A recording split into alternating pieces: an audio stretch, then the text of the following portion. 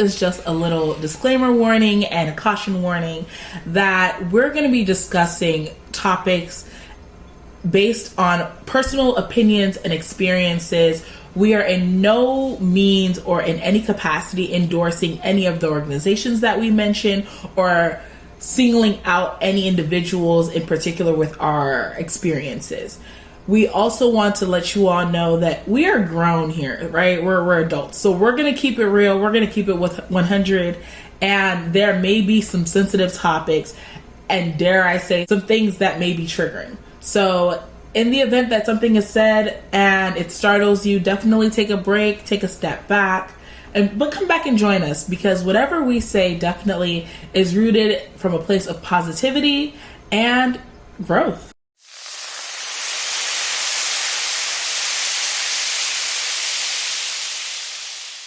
So, with that being said, let's get right into it.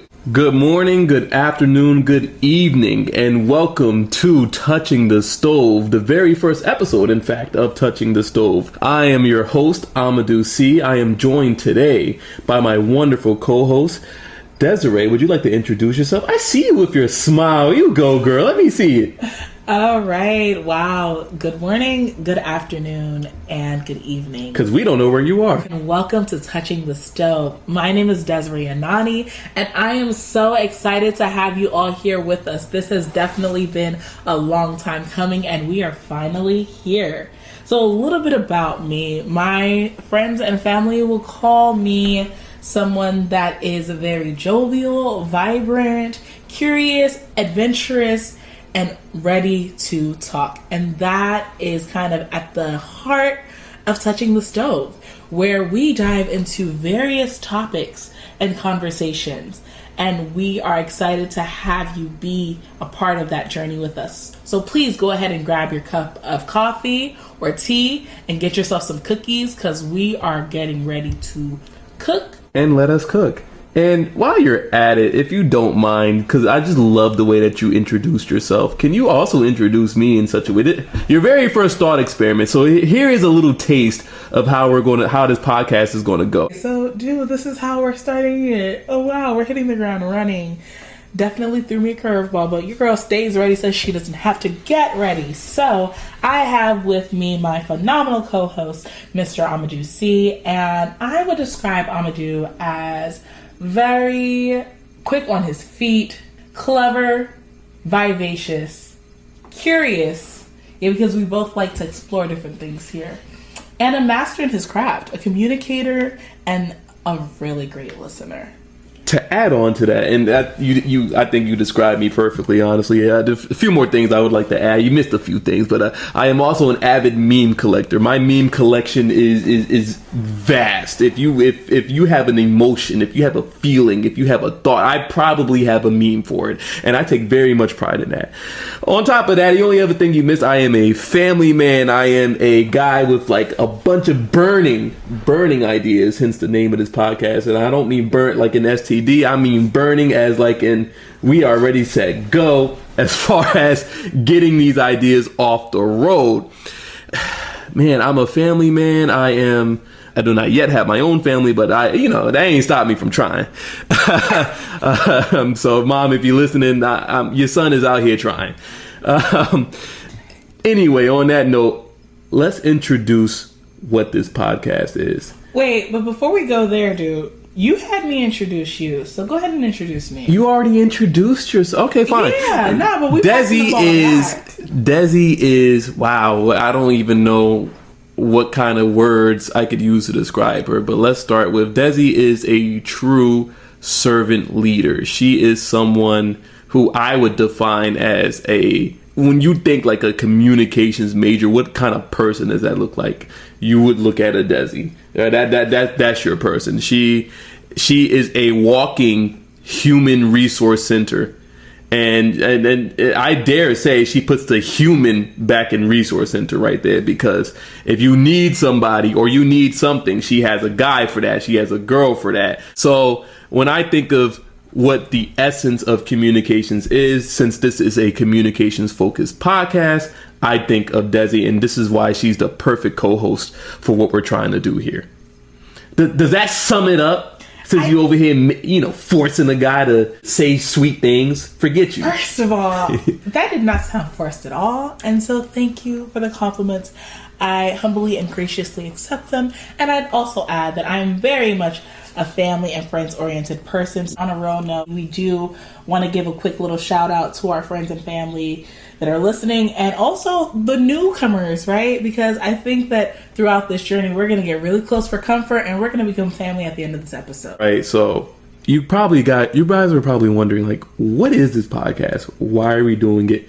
Why are we here? Touching the Stove. It is the show where we dive into various hot takes, contemporary issues, social issues, global politics issues, global climate issues, climate change. We dive into everything. This is the show where we give some aspects of communication theory and apply that to whatever is going on into the lexicon of speech and various social issues.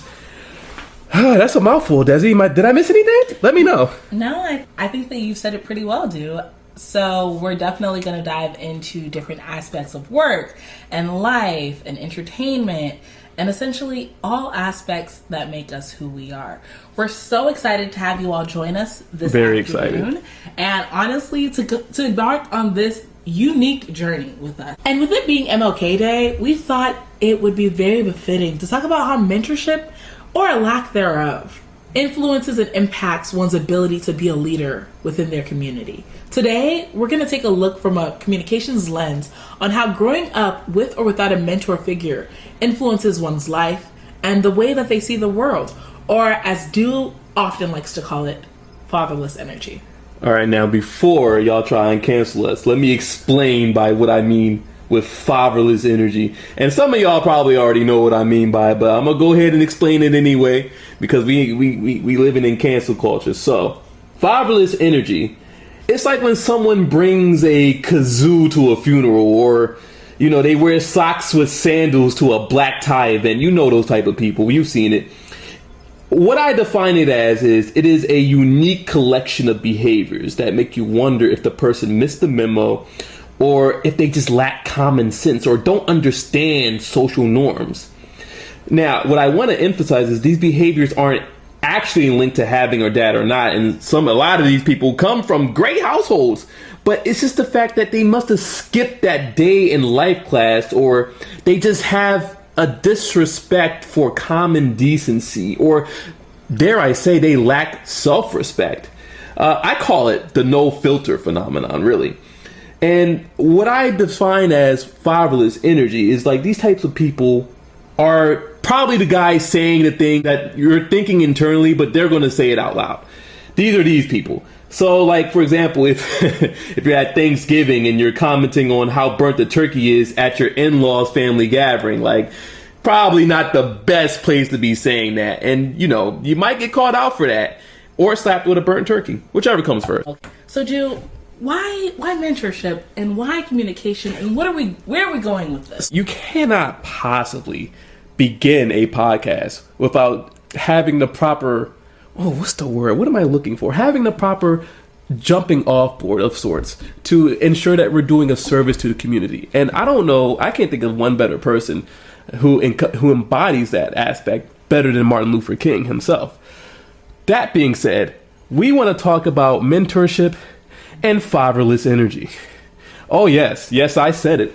Fatherless energy. You've seen it. I've seen it. You know those moments on Twitter from the short kings being upset that the girl wouldn't take them out, or rather take their number, versus the girl that's kissing random dudes on the street because someone told them. Yeah, I'm sure you've seen it.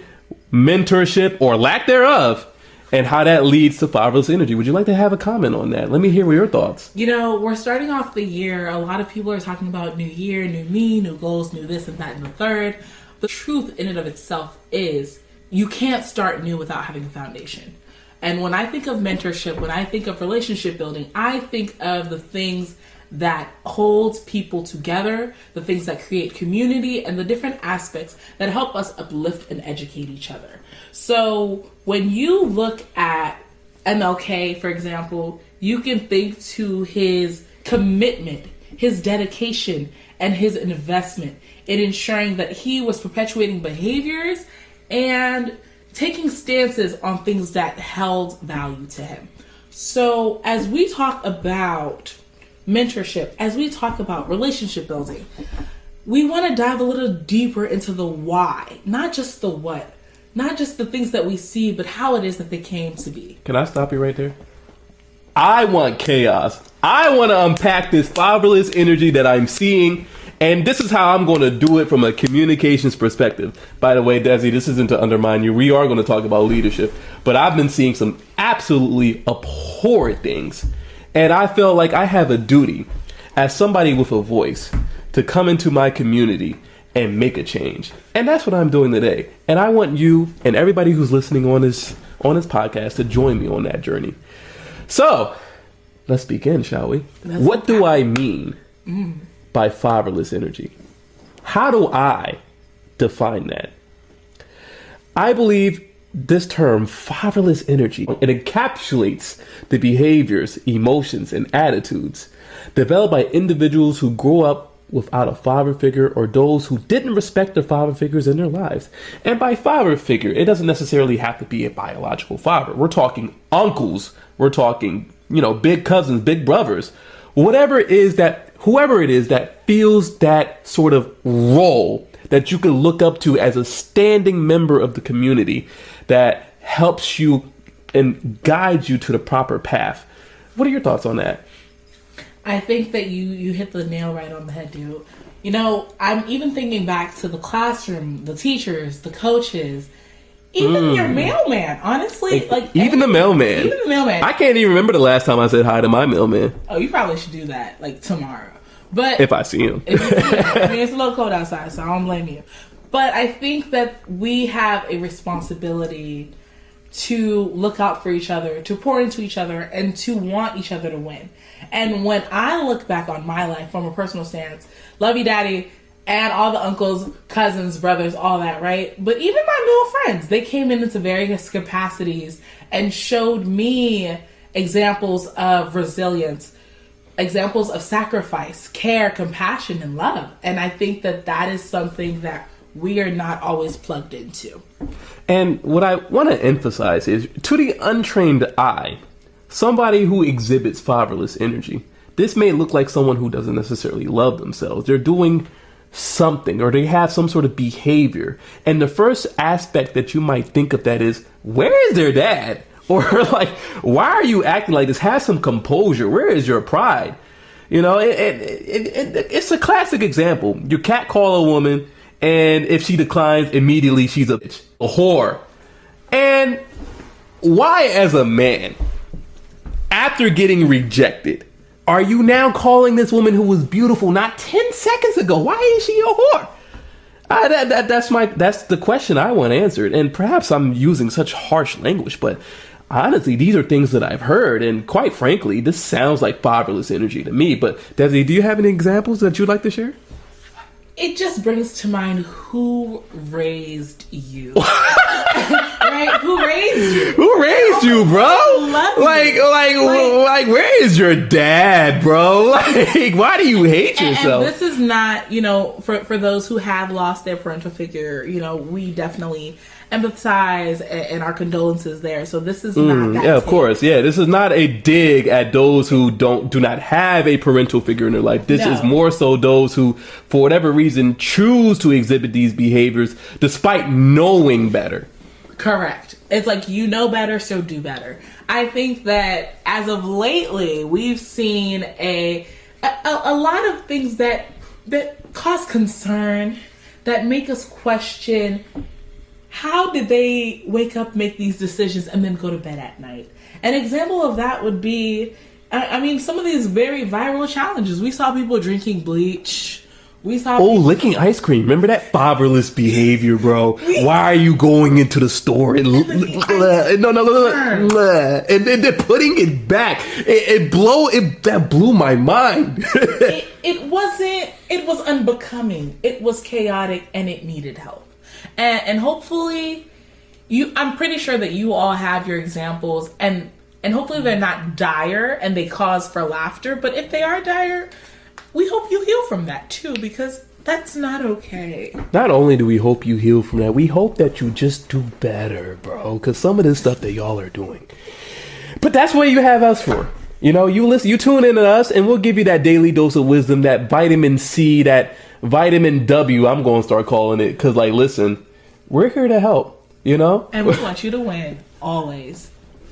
Leadership Void and Unconventional Paths, segment 2. Desi, question for you. Tell me about a time where you were dating or you were doing something akin to that, and the man just wasn't, what do you girls say? He wasn't giving. He gave nothing. He gave nothing. Tell me, share with me a time where you're like, oh, and you don't have a dad. or rather, not you don't have a dad, or, oh, you know, I don't think you like your dad.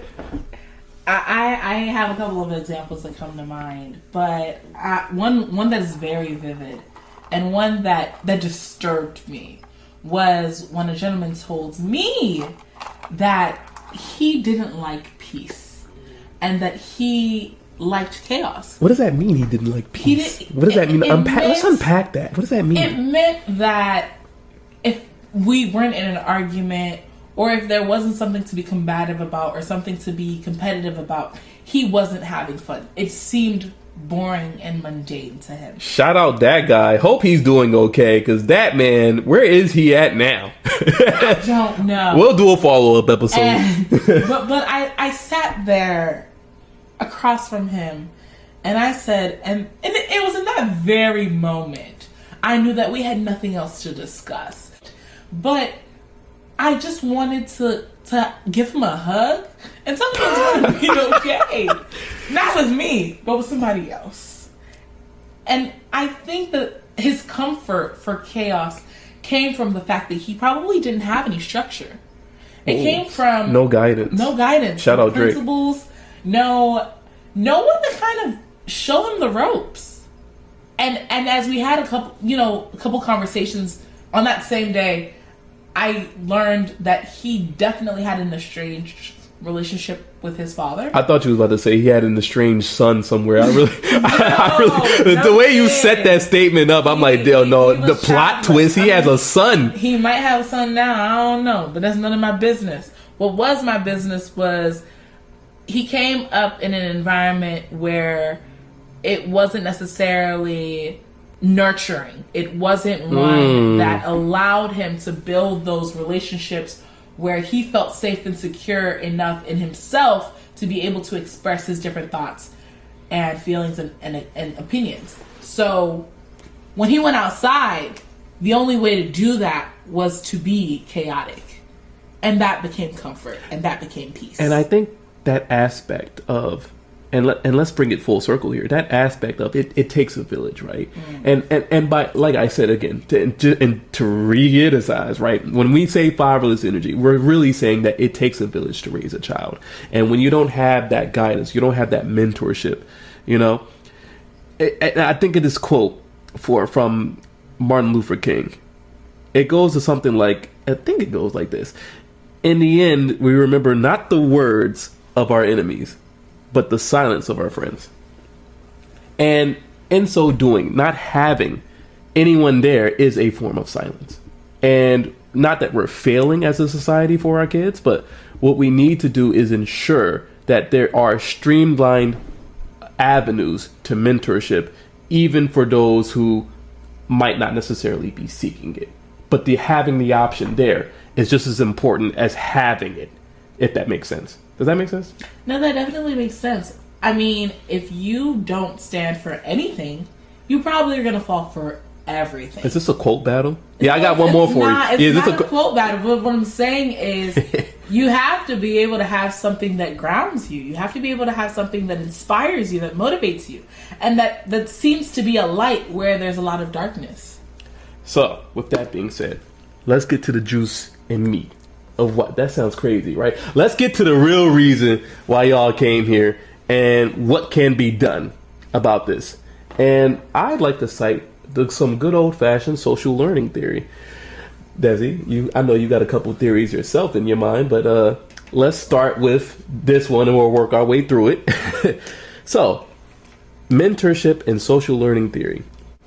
Albert Bandura he was a communication theorist who proposed the theory of social learning.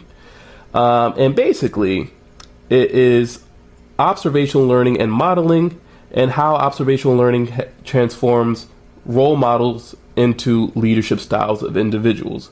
And speaking of individuals, we want to learn how... I feel like I said that wrong. Did I say that? I was going off of the dome. Did I say that right? Yeah, you said that right. I said that right? Oh, look at me! That's right. I was going off the dome. Mess up. Never that. We slip but never fall. Anyway, and that's one thing you'll learn on this podcast. We will slip but never fall. One take only. All right, so how does observational learning from alternate role models shapes the leadership styles of individuals with fatherless energy, Desi? Talk to me. What are your thoughts? I think that you can't be what you can't see. Talk to him. I think, whoa. Wait, calm down. Blah, blah, blah, blah, blah, blah. Calm down. No, listen. If you are only familiar with one narrative, if you're only familiar with one lens, that is what you become accustomed to. That is what you aspire to. That is what moves you. That is what drives you. So in an effort to be different, in an effort to stray away from the mold, you have to come into something that is completely different. And you might encounter a lot of rigidness. You're going to encounter people that don't agree with you. No one likes change if they think what they're already doing is working. That's an interesting theory. But check this out right there. You are what you eat, right? So you are what you see. Correct. If you're seeing negativity, you're going to perpetuate. You're going to project that right back into the world. 100%. If you're seeing peace, serenity, calmness, if you're seeing leadership, if you're seeing mentorship around you, chances are you're going to pump that right back.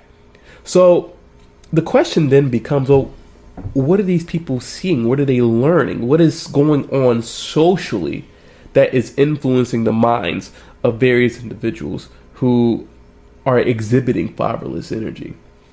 Some of it is, I dare to say, instinctual. Like you grew up in a certain environment and that's just how you're conditioned.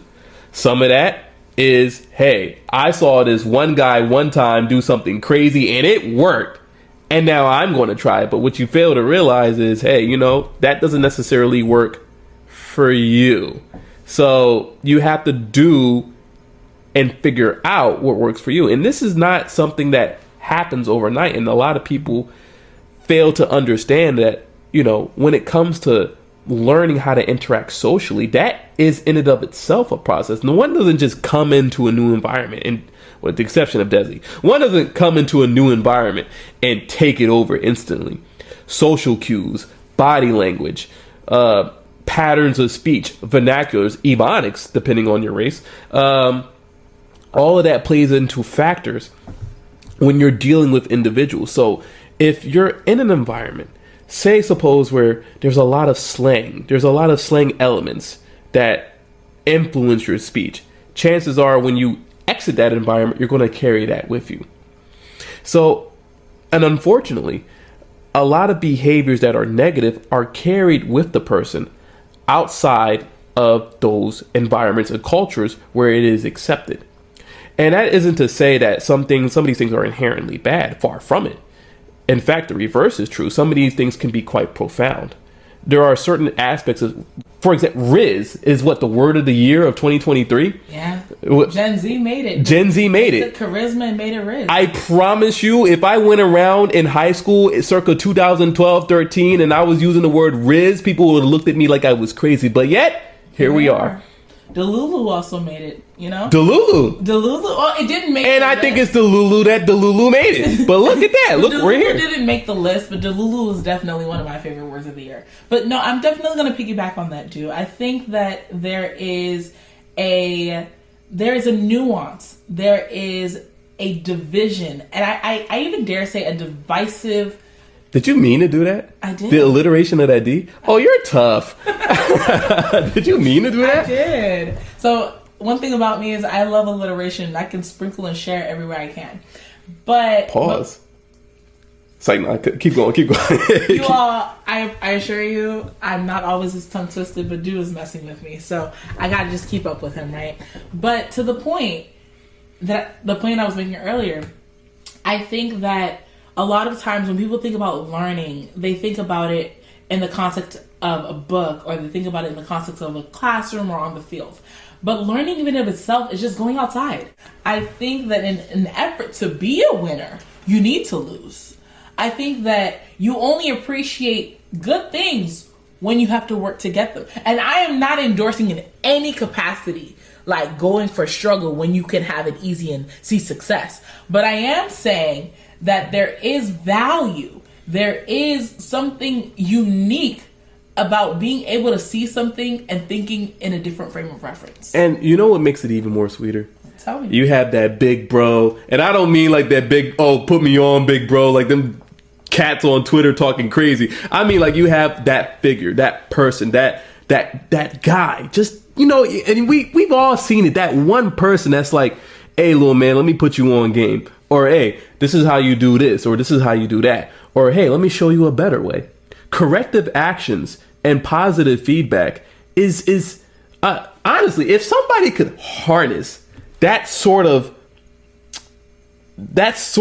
aspect of a personality and make it into a money-making sort of process, they would have that market cornered in a fortnight. In 2 weeks, they'd be billionaires if they could harness that kind of energy and profit from it.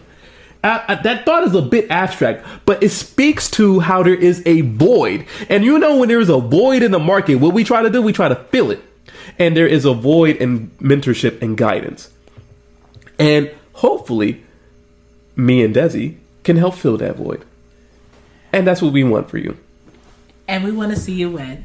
I think that this year, if nothing else, we're all going to grow. We're going to have some opportunities to learn. We're going to encourage you to challenge yourself by choice. We're going to challenge ourselves. You all, we family now. We got real close and real personal. We need to embrace our different experiences. We need to embrace our different challenges. And we need to find a way to make it make sense to us. And hopefully, as you're setting the tone for 2024, and as you're setting your seats to get on this roller coaster ride with us, you're comfortable. So, finally, let's talk about what that looks like. So we mentioned about how there is a void, how that void is leading to these, and you guys seen it. We could probably cite numerous examples of people out here just wilding, and all they really needed was someone to say, "Hey, little boy," or "Hey, little girl, that's not how we do things. We respect ourselves around here. Better than that. We're better than that." So what does that look like? How does one, suppose we had infinite dollars and buku time. What does that look like, and how do we begin to try and fix that? What are your thoughts? So I would definitely say some of the things that were really impactful for me, and some of the things that have helped me become the young woman that I am, are various groups, right? So I think back to when I was in middle school and in high school participating in girls' engineering and math and science. I by no means thought that I was going to be an engineer or a scientist. But the idea of having someone that took the time out to teach me, but wait, learn I didn't catch this. me. Who was that someone for you? Or is there a someone for you? Let me There's hear. a lot of someones for me, and I'm not going to start listing them because I don't want to get in trouble by forgetting anyone. But I will say that I think that looking forward and looking back, because you can mentor and you can talk up and you can talk down. So and you're saying, laterally. Right? So correct me if I'm wrong, but you're saying the fact that you had access to various aspects of education that you yourself knew you were never interested in, but the fact that there was someone available, or a program that was available, especially after school hours, that could pique your interest, was a stepping stone for you. 100%. For me, it was traveling. For me, like, I spent my summers in Africa, in Senegal, growing up. And, like, I got to see how, in at least where I was in Senegal, in Castor, it still very much is, we are a village. We are, and I don't mean like literally village where they like throwing spears. I mean like the concept of it takes a village. That's what I mean. Because some of y'all are sick, so I can already see the comments. Some of y'all are sick. Anyway, I mean, no, it takes a village to raise a child. So when I went there, man, if I messed up, the neighbors were mad at me. My dad was mad at me. My aunties were mad. Everybody was mad at me if you mess up. But when you do good, everybody celebrates you. The neighbors, the aunties, even the damn bus driver. And I ain't know him from a can of paint.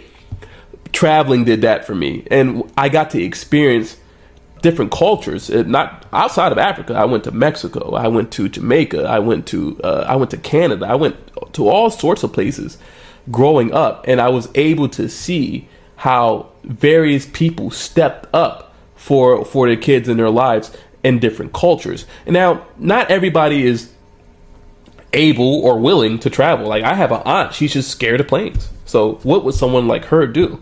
Well, one of the things keeping up with the travel narrative, one of the things that I also did when I was young is I went to different cities. I explored different cities, and I saw how people were coming up. And I saw the differences. Like, there's a big difference between like the countryside, even between the countryside and the city. Huge differences between how, how a village might step up and give something to a child that they otherwise would not have in their current environment. Traveling did that. But what else, Desi? I see you thinking. I see you got something else to say. I see you thinking. I definitely can relate to that travel piece. I mean, I started traveling when I was 9 years old, right? But outside, beat you to it. I was 6. Beat you to it. Beat you to it. I probably have more markings on the board, though. Oh, you want to bet? Oh, we can tell. Oh, you want to bet? That's going to be another episode for another day. But back to something that you said, dude, that was really pivotal. I think that there's not always an opportunity to get outside, right? So what can you do inside? One of my personal challenges every year is to read maybe X amount of books or X amount of articles, right? And you'd be surprised, there's a bunch of people in fiction and science fiction who can, teach you. And I'm going to sound like a total nerd, but it's true. It's true for me. One of my biggest mentors, and I know it doesn't count, but I'm going to count it anyway because it's my podcast. Get your own. One of my biggest mentors was Piccolo from Dragon Ball Z. Piccolo. I'm not even in Vegeta too, but he's not the best role model. But for the sake of this podcast, yeah, Piccolo. I used to watch Dragon Ball Z religiously as a kid, and there was discipline there. There was teamwork. There was passion. There was fuel, and there was kindness. Oh, there was kindness. And that was the biggest thing for me. Because especially in those early days of the show, Piccolo was this big, green, rough, tough guy. But then over time, he softened up not only because he had to, but because he wanted to. He made that decision in his mind. And to see that character growth for someone as, young and impressionable, that was it's a core memory. I have it to this day. But continue. I didn't mean to cut you off. I'm sorry. No, Go ahead. But again, do you keep going back to child and the concept of youth, right? And I think that, at least for me, and this is a conversation that I've had in the last maybe 2-3 weeks, is kind of nurturing that sense of us. As adults, I think that we often get very plugged into our roles and responsibilities. And I'm not saying don't work or don't be passionate, because that's what keeps bread on the table and a roof over your head. But I'm also saying make time to play, and make time to play intentionally. And also, how do we do that? Another thing that was really big for me, and even on a micro level that became something even larger on a macro level, was that service piece. And that's kind of very in alignment with Dr. King's marches, the running the clinics. Today, even as I turned on the news and watched various aspects, I was seeing people out in the community, people out in the gardens, people out in just different places, cultivating, creating joy, and fostering community. And I think that that is something that we all should lean into, because those are the moments, those are the memories, and those are the things that we can never get back. Living the dream, would say. MOK's dreams. Drops mics. How are you planning on spending your 2024? What are you listening to? What are you putting into your brain? What are you putting into your mind and into your heart? And above all else, what are you giving back? What are you contributing? Back? And how can you be helpful? And if it's something as simple as, I thanked the bus driver today. Hey, you'd be surprised. That can go a long way. That can go a long way. Significantly. You make a difference. Literally one kind word, one warm smile, holding the door for someone and telling them it's okay as they're rushing because they see you holding the door for them, like, makes them feel seen. You would be surprised how small of an impact you think you're making, but how grave it is to someone else. And we don't need some big MLK type figure to mentor all of us. Absolutely not. When your next door neighbor could be a mentor. The dang dog, if you want, whatever floats your boat. But small acts of service, small acts of kindness. Say, like, even for those of you that have gone through certain experiences, that have had certain exposures, leaning back, looking back. One of the organizations that, again, I got involved in a lot of organizations. We'll talk about careers and trajectories and paths a little bit later in life. She said flexing. But again, another organization that I had a lot of involvement with was the National Association of Black Accountants, NABA. And one of... Oh, you were in NABA? I was in NABA. I was in... We'll talk about that later. Did you study accounting? You just do everything. She will spear to lead you right in the chest. She will. That is a shameless plug for her business. Shameless plug. But no. So I genuinely thought that I wanted to be an international tax advisor. Like, I thought that I want, and to some degree, thought you wanted to go into global politics. You thought you wanted to be a tax advisor. You thought you wanted to be a president. I wanted to be president. But you know what's crazy? I wanted to be president I ain't 35 yet. It's not 100% off the table. It's not off the table, but we'll see. We'll see if any of these clips will get you in trouble. But what is it? 2024. Vote for Due 2032. Vote for Due 2032. Remember this. You heard it here first. All right, y'all. I think he's starting his campaign a little early, but... Oh, yeah, it's never too early. Never. It's never too early. Going back to NABA, right? Their motto is lifting as you climb. Teamwork makes the dream work, and everybody's better together. So I hope that we give you all an opportunity to start those conversations, to engage in those dialogues, and to find ways that not only can you help yourself, but help someone else. Because the more you know, the more you grow, and we can all be better together. And with that being said, that put so eloquently by Desifer, I just want to say thank you guys so much for joining us on our first podcast and first episode of our first podcast. And we'll probably end up having like 2 or 3 of these by the time we're done. But this is the very first one. So for you historians out there, yes, this is the first one. This will not be the last one. We will keep this thing going until the sun goes down or until one of us goes down. One thing that you guys should remember about us, we may slip, but we never fall. And that is touching the stove.